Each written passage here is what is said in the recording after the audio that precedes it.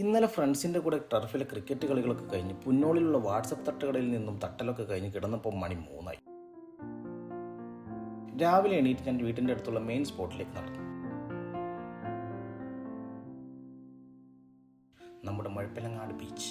സഞ്ചാരികൾക്കായി കുടുംബശ്രീക്കാർ beach വൃത്തിയാക്കുന്നുണ്ടായിരുന്നു. കുട്ടികൾ cricket കളിക്കുന്നുണ്ടായിരുന്നു. മത്സ്യത്തൊഴിലാളികൾ മീനൊക്കെ പിടിച്ച് കൊട്ടകളിലാക്കി തിരിച്ചു കടലിലേക്ക് പോകാൻ നിൽക്കുകയാണ്. അവിടെ നിന്ന് തിരിഞ്ഞു കളിക്കുമ്പോഴാണ് 2 കൊക്കുകൾ തമ്മിൽ സംസാരമായി. അതിലൊരു കൊക്ക് ഞാൻ ചാവാൻ പോവാന്നൊക്കെ പറഞ്ഞ് കടലിലേക്ക് നടക്കുന്നത് കണ്ടു. ഇടക്ക് നാട്ടിൽ വന്നാൽ ഞാൻ ഇതുപോലെ കുളിക്കാറും. കുളിയൊക്കെ കഴിഞ്ഞപ്പോഴേക്കും ക്രിക്കറ്റ് കളിച്ച പിള്ളേർ ക്യാരംസിലേക്ക് മാറിക്കഴിഞ്ഞിരിക്കും.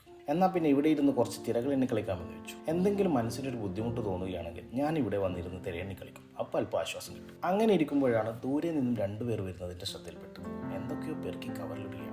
അടുത്തു നിന്ന് നോക്കിയപ്പോഴാണ് മനസ്സിലായത്, അല്ലാ ഇത് നമ്മളെ അളമ്പക്കല്ലേ. ബീച്ചിന്റെ തൊട്ടടുത്തായി പണി നടക്കുന്ന എൻ്റെ വീട്ടിൽ അല്പം വെള്ളമൊക്കെ നനച്ച് ഞാൻ എൻ്റെ തറവാട്ടിലേക്ക് തിരിച്ചു. അങ്ങനെ വീട്ടിൽ നിന്നുള്ള കുളിയൊക്കെ കഴിഞ്ഞ് ഞാൻ വീണ്ടും ബീച്ചിലേക്ക് ഇറങ്ങി. അപ്പോഴേക്കും എൻ്റെ നാട്ടുകാരനായ സുമിത്രേട്ടൻ അദ്ദേഹത്തിൻ്റെ കട തുറക്കുന്ന തിരക്കിലായിരുന്നു. കഴിഞ്ഞ തവണ വന്നപ്പോൾ വീട് പണി നടക്കുന്നുണ്ടെന്ന് പറഞ്ഞിരുന്നു. എന്തായി അതൊക്കെ എന്ന് ചോദിച്ചപ്പോൾ വീടൊക്കെ എപ്പോഴേ കൂടിയെന്ന് അദ്ദേഹം പറഞ്ഞു. എന്നാൽ നീ വാ, വീട് കണ്ടിട്ട് പോകാമെന്ന് പറഞ്ഞു.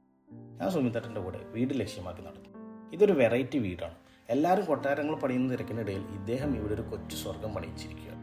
ഒരു ബെഡ്റൂം, ഒരു കിച്ചൺ, ഒരു ഹാൾ, ഭാര്യയും ഒരു കുട്ടിയും അടങ്ങുന്ന ഈ കൊച്ചു കുടുംബത്തിന് ഇത് തന്നെ ധാരാളമല്ലേ.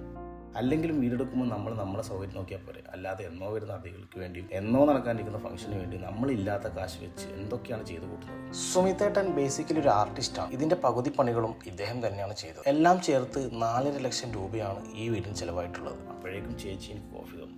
അതും കുടിച്ച് അവരോട് രാറ്റിയും പറഞ്ഞ് ഞാൻ സ്ഥലം വിട്ടു.